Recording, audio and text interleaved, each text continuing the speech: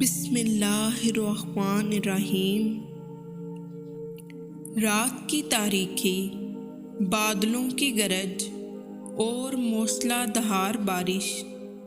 ایسے موسم میں ایک قافلہ کسی کے در پر پہنچے تو میزبان کا امتحان شروع ہو جاتا ہے۔ یمن کے مشہور سخی حاتم طائی کے دروازے پر بھی ایسے ہی ایک آزمائش آن کھڑی ہوئی تھی، مگر کسی کو خبر نہ تھی کہ یہ رات سخاوت کی ایک لازوال داستان قائم کرنے والی ہے۔ یمن میں ایک قبیلہ آباد تھا جس کا سردار حاتم طائی تھا۔ اس کی سخاوت سے دنیا کا ہر شخص واقف تھا۔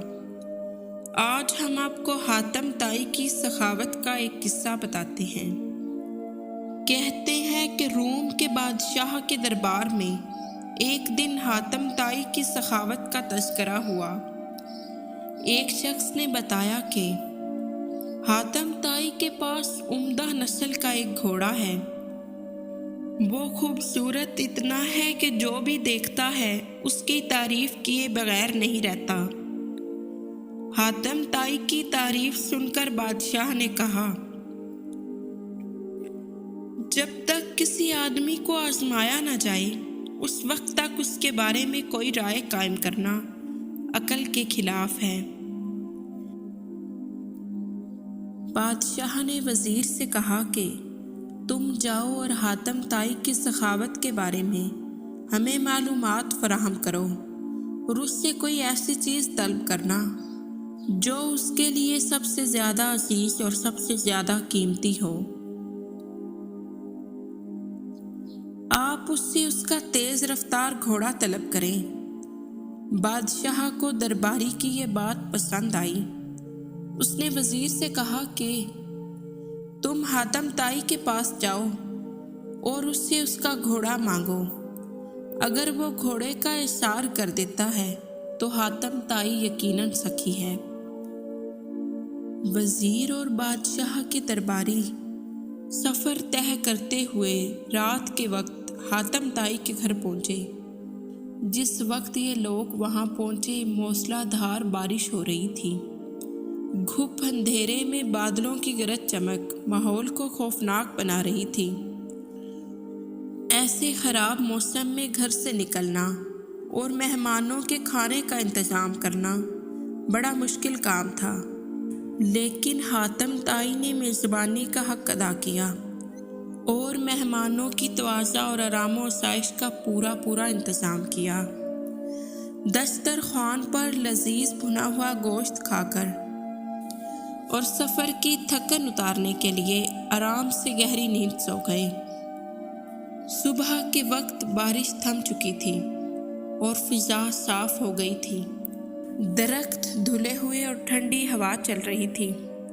ناشتے کے دوران وزیر نے مہمان نوازی کا شکریہ ادا کیا اور کہا کہ ہمارے بادشاہ کے سامنے آپ کے گھوڑے کی بہت تعریف کی گئی ہے۔ بادشاہ چاہتا ہے کہ آپ اپنا گھوڑا ان کی خدمت میں نظر کر دیں۔ وزیر کی بات سن کر حاتم طائی افسوس کے ساتھ ہاتھ ملنے لگے اور افسردہ لہجے میں کہا کہ اگر آپ گھوڑا لینے آئے تھے تو یہ بات آتے ہی مجھے بتا دینی چاہیے تھی، لیکن اب میں مجبور ہوں اس لیے کہ میرا پیارا گھوڑا اس دنیا میں نہیں رہا۔ پوری رات طوفانی بارش برستی رہی۔ میرے لیے ممکن نہیں تھا کہ اتنے سارے لوگوں کے کھانے کا انتظام کر سکوں۔ یہ بھی ممکن نہ تھا کہ گاؤں سے ضیافت کے لیے کوئی جانور منگوا سکتا، لہٰذا میں نے گھوڑے کو ہی ذبح کر دیا اور اس کا بھنا ہوا گوشت دسترخوان کی زینت بن گیا۔ وزیر حاتم طائی کی یہ بات سن کر حیران رہ گیا۔ جب وزیر نے حاتم طائی کی یہ بات سنی تو اس کی آنکھیں حیرت اور عقیدت سے کھلی کی کھلی رہ گئیں۔ وہ سوچ بھی نہیں سکتا تھا کہ کوئی شخص اپنی سب سے قیمتی چیز مہمانوں کی خاطر قربان کر سکتا ہے۔ جب وہ بادشاہ کے دربار میں واپس پہنچا तो उसने पूरा किस्सा सुनाया। दरबार में मुकम्मल खामोशी छा गई और सब हैरान रह गए कि सखावत की ये इंतहा भी मुमकिन है। बादशाह ने गहरी सांस ली और कहा, हमने सुना था कि हातम ताई सखी है, मगर आज साबित हो गया कि वो सखावत का ऐसा चिराग है जो सदियों तक रोशनी बखेरता रहेगा। लोग सोने चांदी और जवाहरात को कीमती समझते हैं, मगर हातम ताई के नज़दीक सबसे कीमती चीज़ मेहमान नवाजी और दूसरों की खिदमत है। वो हकीकी मायनों में सखी है।